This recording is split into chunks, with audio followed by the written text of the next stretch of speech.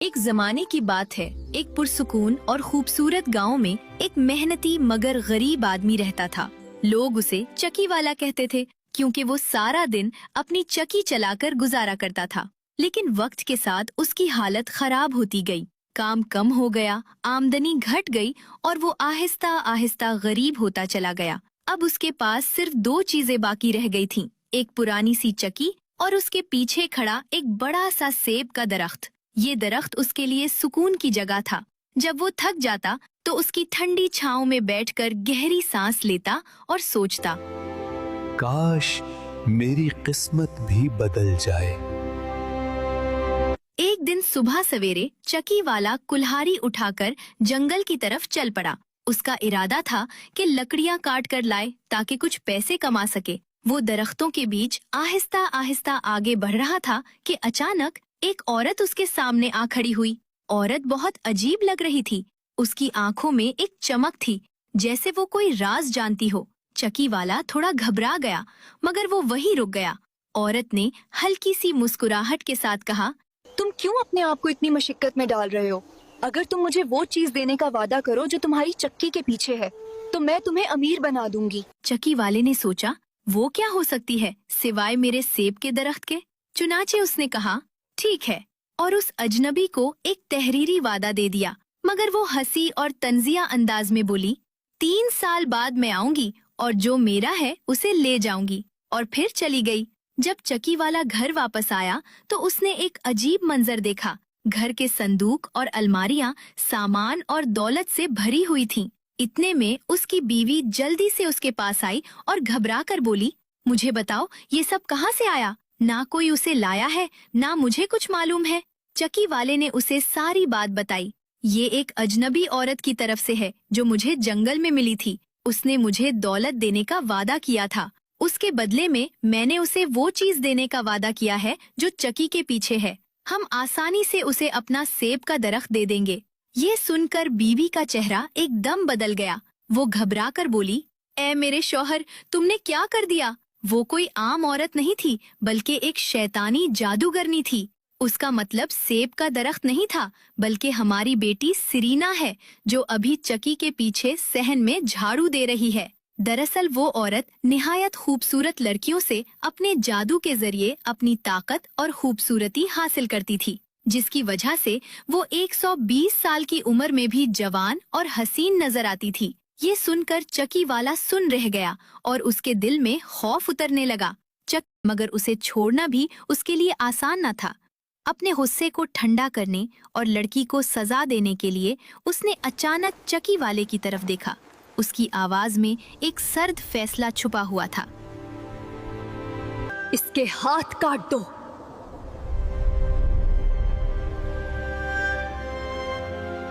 ये हुक्म सिर्फ सजा नहीं था, बल्कि उसके जख्मी गुरूर की तस्कीन भी।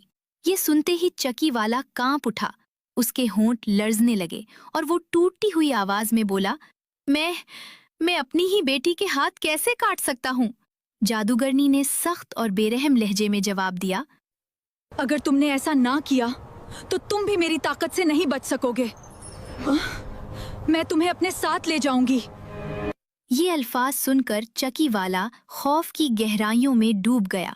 दिल पर पत्थर रखकर बेबसी के आलम में उसने उसकी बात मानने का वादा कर लिया। वो अपनी बेटी सिरीना के पास गया।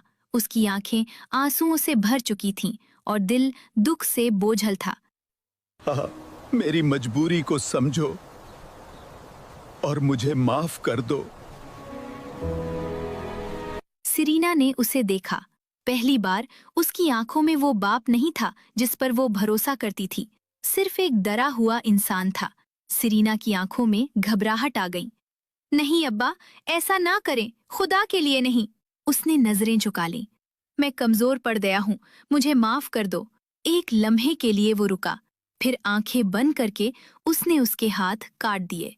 जादूगरनी ने ये मंजर देखा तो उसके होंठों पर एक तंजिया मुस्कुराहट उभरी और फिर वो अचानक गायब हो गई। चक्की वाले ने सुकून का एक लंबा सांस लिया, मगर उसके दिल पर बोझ अब भी कायम था। वो अपनी बेटी सरीना के पास आया और नदामत से बोला, मुझे माफ कर दो, तुम्हें मेरे लालच और खौफ की वजह से इतना दुख बर्दाश्त करना पड़ा, मगर मैंने तुम्हारी वजह से इतनी दौलत हासिल की है कि अब तुम्हें कभी किसी चीज की कमी नहीं होगी। मगर सरीना ने इनकार में सर हिला दिया और दुखी मगर मजबूत लहजे में बोली, नहीं अब्बा, मैं अब यहाँ नहीं रह सकती।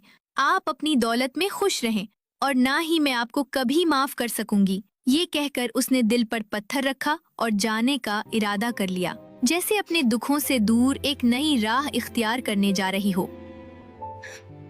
सुबह सूरज निकलते ही सरीना खामोशी से घर से निकल पड़ी और अपने सफर पर चल दी। वो सारा दिन चलती रही। रास्ते तवील थे, कदम थके हुए थे, मगर उसके हौसले ने उसे रुकने ना दिया। आखिरकार रात उतर आई। चांदनी जमीन पर चांदी की तरह बिखरी हुई थी। जब वो एक शाही बाग के करीब पहुंची, उसने देखा कि दरख्तों पर खूबसूरत, रसीले और पक्के हुए फल लगे हैं, मगर बाग के गिर्द पानी की एक गहरी खंदक थी, जिसके बायस वो अंदर दाखिल नहीं हो सकती थी। भूख ने सरीना को बेहाल कर दिया था। उसने आहिस्ता से खुद से कहा, काश मैं अंदर जा सकती, वरना मैं भूख से मर जाऊंगी। ये कहकर वो घुटनों के बल बैठ गई और अल्लाह के हुजूर दुआ करने लगी। उसकी आवाज में बेबसी भी थी और उम्मीद भी। अचानक एक फरिश्ता जाहिर हुई। उसने खामोशी से हाथ का इशारा किया और जैसे ही उसका इशारा हुआ, पानी रुक गया। खंदक का रास्ता खुश्क हो गया, गोया कुदरत ने खुद सरीना के लिए रास्ता बना दिया हो। सरीना उठी और उस रास्ते से गुजरकर बाग के अंदर दाखिल हो गई। फरिश्ता खामोशी से उसके साथ साथ चल रहा था, जैसे उसकी हिफाजत पर मामूर हो। बाग के अंदर एक दरख्त था, जिस पर सुनहरी रोशनी में चमकती हुई खूबसूरत नाशपातियां लगी थीं। सरीना उसके करीब गई, झुकी और बड़ी एहतियात से एक नाशपाती अपने मुंह से तोड़कर खा ली। उसने सिर्फ एक ही फल खाया ताकि किसी का नुकसान न हो। दूर खड़ा बागबान ये सब देख रहा था, मगर जैसे ही उसकी नजर सरीना के साथ खड़े फरिश्ते पर पड़ी, वो खौफजदा हो गया। उसे यूं लगा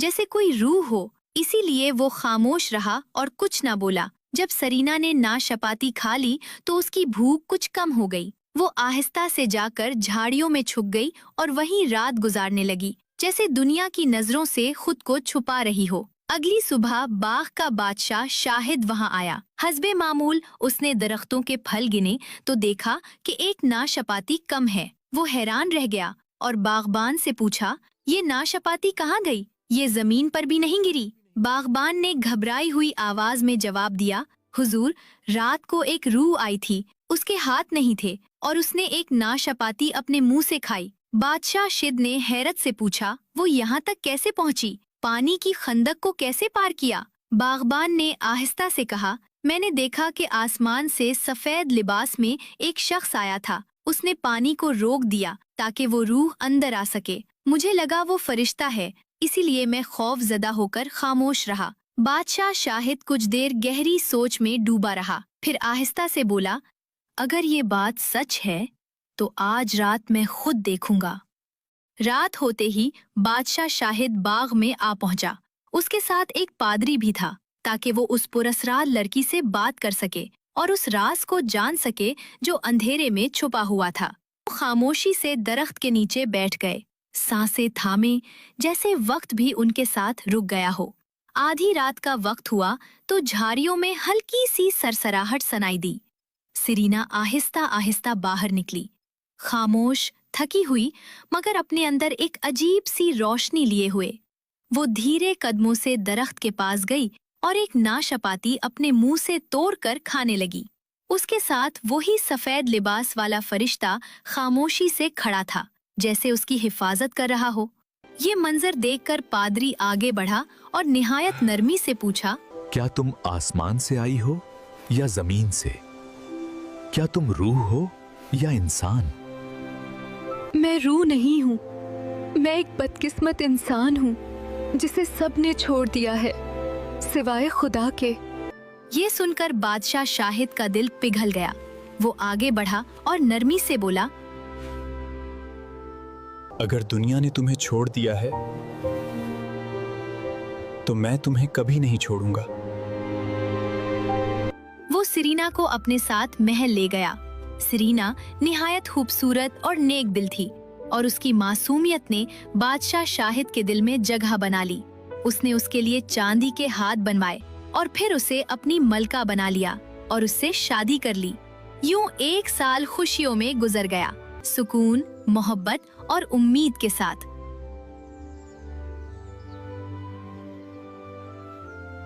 फिर एक दिन बादशाह शाहिद को जंग पर जाना पड़ा और उस वक्त सीरीना उम्मीद से थी। बादशाह शाहिद उसका हर तरह से ख्याल रखता था। जाते वक्त उसने अपनी मलका सीरीना को अपनी माँ के सुपुर्द किया और मोहब्बत भरे लहजे में कहा, उसका खास ख्याल रखना और अगर उसके यहाँ बच्चा पैदा हो तो फौरन मुझे खबर देना।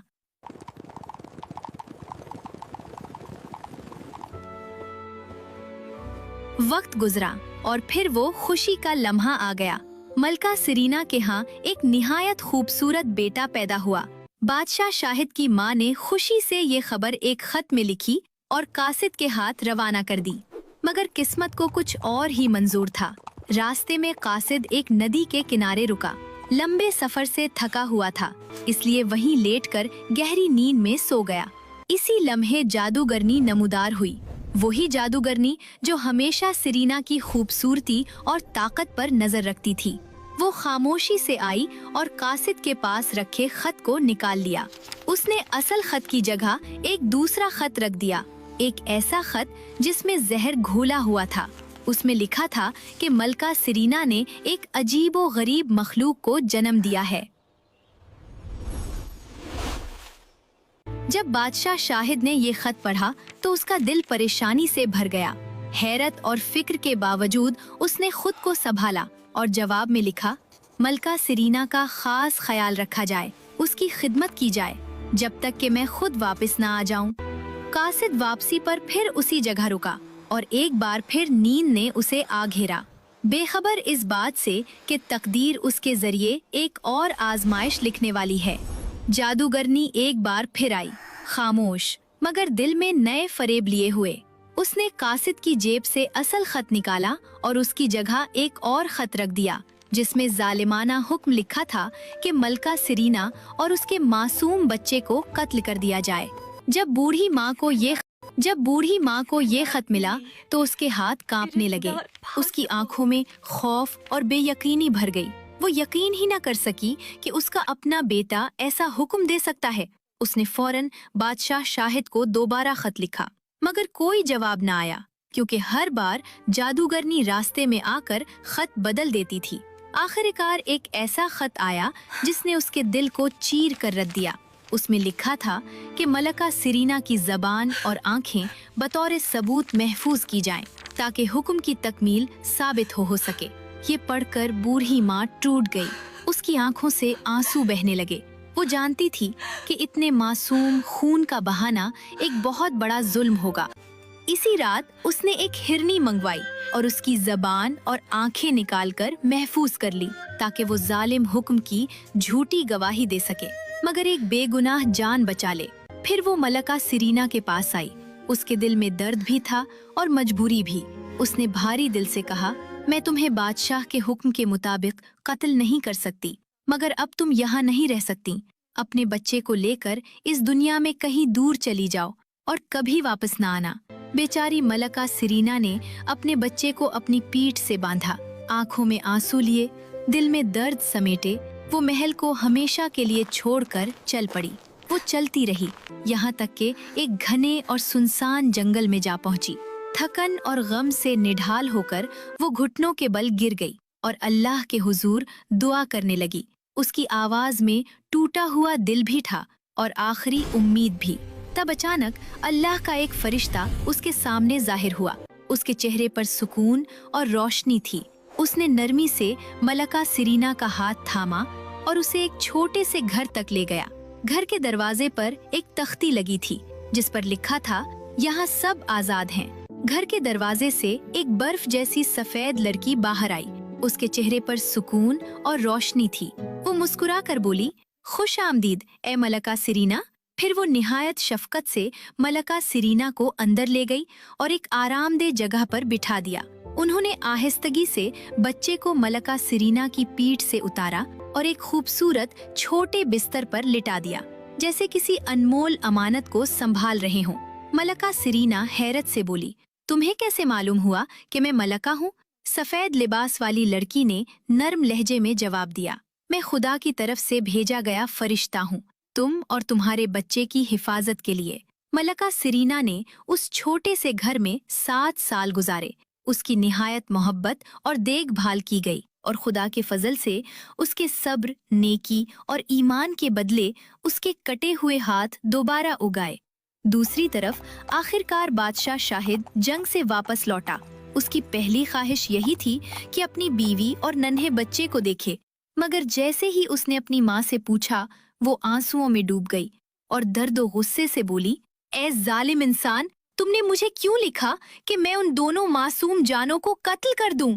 उसने बादशाह शाहिद के सामने वो जाली खतूत रख दिए जो जादूगरनी ने फरेब से भेजे थे, और फिर वो निशानियां भी दिखाई। मलका सरीना की जबान और आंखें जो उसने बतौर सबूत महफूज कर रखी थीं। फिर उन पर यह हकीकत आश्कार हुई कि जो उन्हें खतूत मिलते रहे वो सब जाली थे।